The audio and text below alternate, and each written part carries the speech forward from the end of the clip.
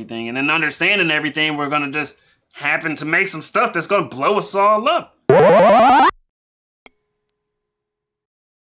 Alright, today I'm checking out Nightwish. I'm listening to the song The Greatest Show on Earth. Let's get into it.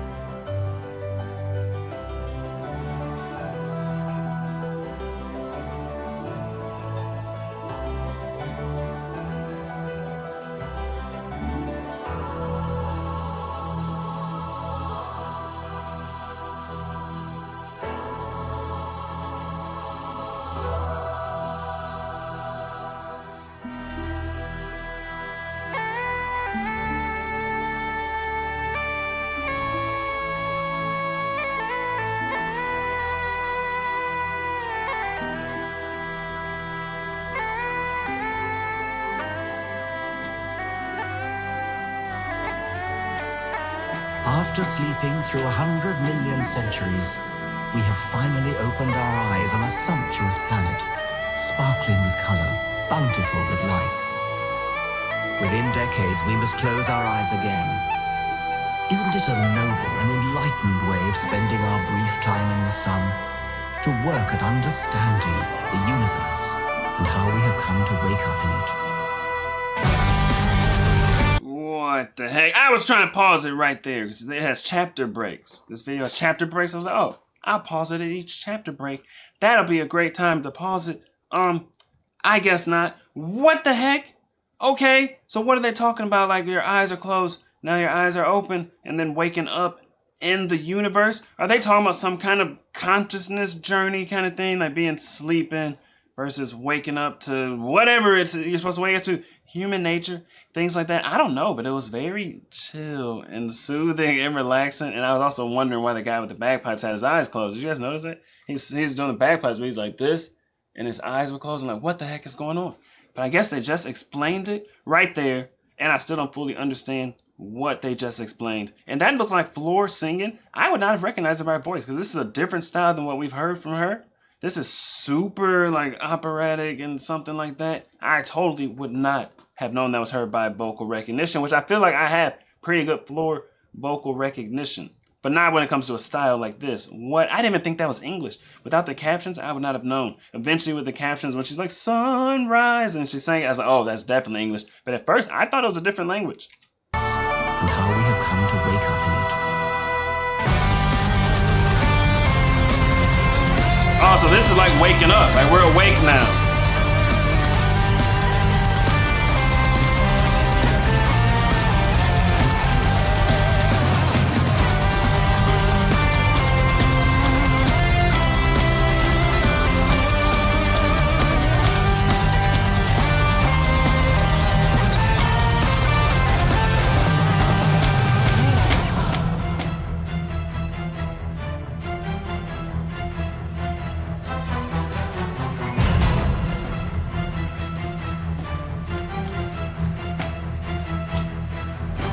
The cosmic law of gravity pulled the newborns around the fire.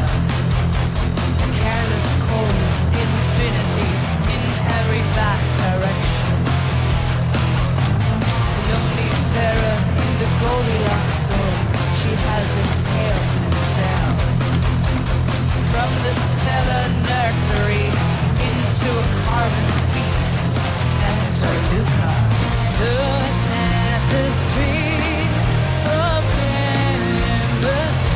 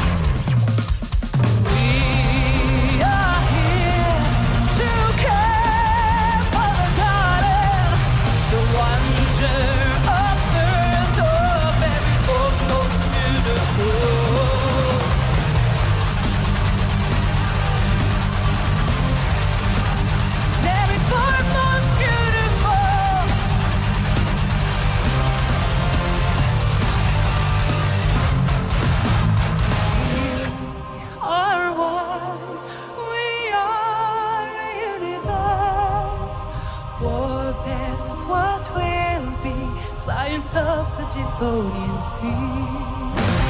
Hey, your stars riding the tide of our soul. A day-to-day new opening for the greatest shoulders.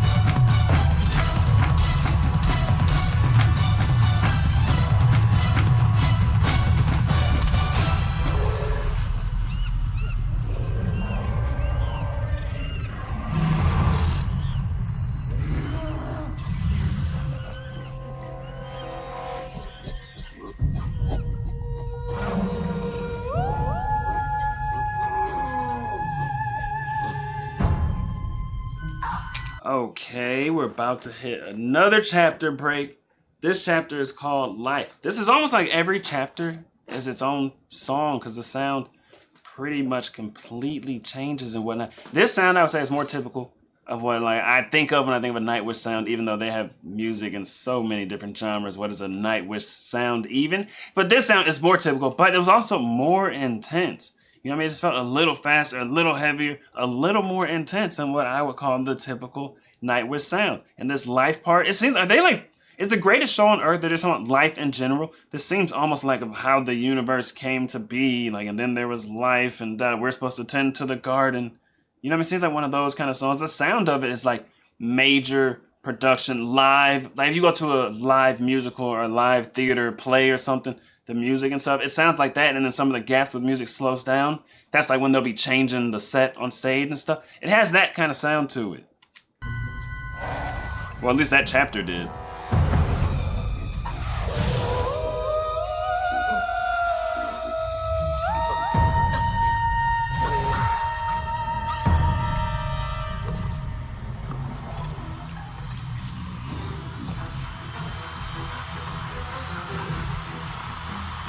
This chapter is called The Tool Maker.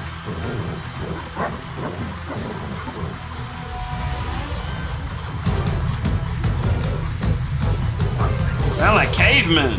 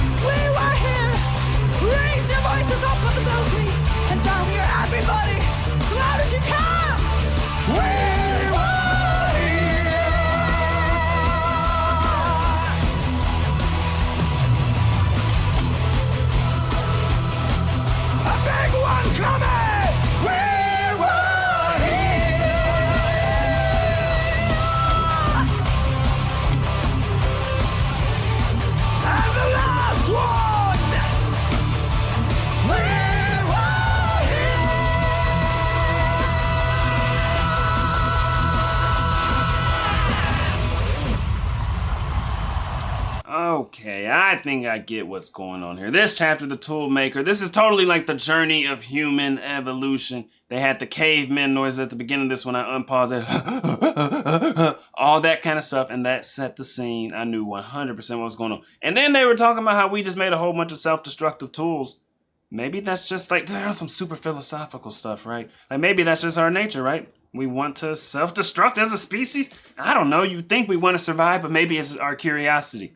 Like I said, we wanted to understand the nature of one grain of sand, and maybe we just want to understand everything. And in understanding everything, we're going to just happen to make some stuff that's going to blow us all up. Like, what do they say? Our love for mushroom clouds and shiny rocks. I guess that would be diamonds and things like that. I think they're just going over human nature, and this is their artistic way of telling the story of human evolution. Now, what is the next chapter called? The Understanding. And then the last chapter is Seaworn Driftwood with Richard Dawkins. Wait, that's the author of The Selfish Gene. So 100% that's what's going on. They got the author of The Selfish Gene. That's about human evolution and like why we are the way we are. And I think that's what they're doing here. This whole song is like their artistic take on why we are the way we are and why we've done some of the crazy stuff that we've done as a species.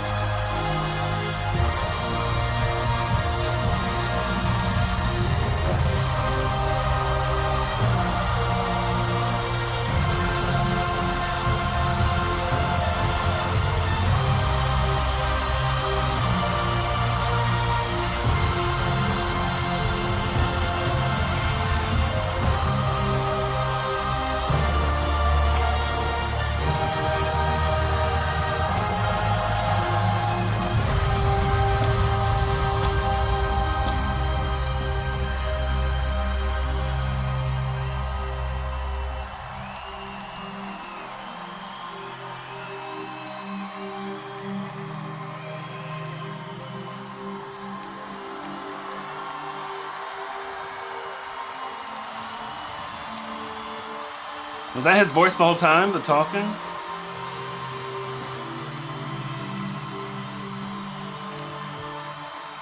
Thus, from the war of nature, from famine and death, the most exalted object which we are capable of conceiving, namely the production of the higher animals, directly follows. There is grandeur in this view of life, with its several powers, originally breathed into a few forms or into one. And that whilst this planet has gone cycling on according to the fixed law of gravity, from so simple a beginning, endless forms most beautiful,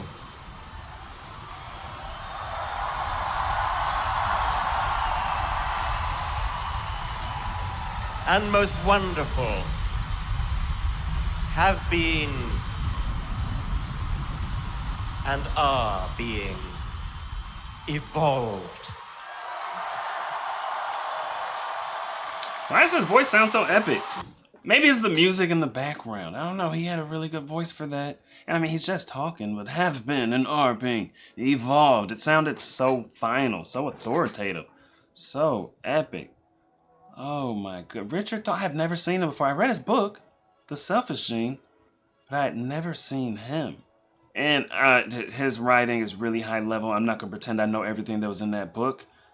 Even what he just said there, I don't know. I think he just said there's power in his perspective and just be grateful to be alive because you could be dead. You know, the probability of you making it, even from one load of cum, is not very high, okay? There's millions and millions of swimmers in a ball sack. You get what I'm saying? I don't know any other way to say it. In the testicle. You know, there's a lot of swimmers. So even just making it out of your set of swimmers, but then your parents making it out of their set of swimmers and swimmers and swimmers and swimmers, generations of swimmers made it. And that was the dad joke Lex wanted me to tell you guys that one day. I was like, I'm not telling it.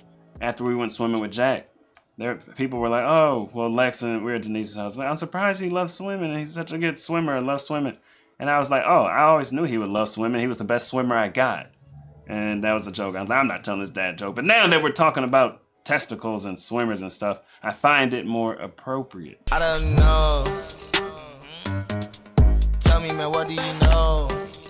What do you know? Me and my boys on the road. Who to go? She told me, boy, you to go. Like, I don't know. But I don't know.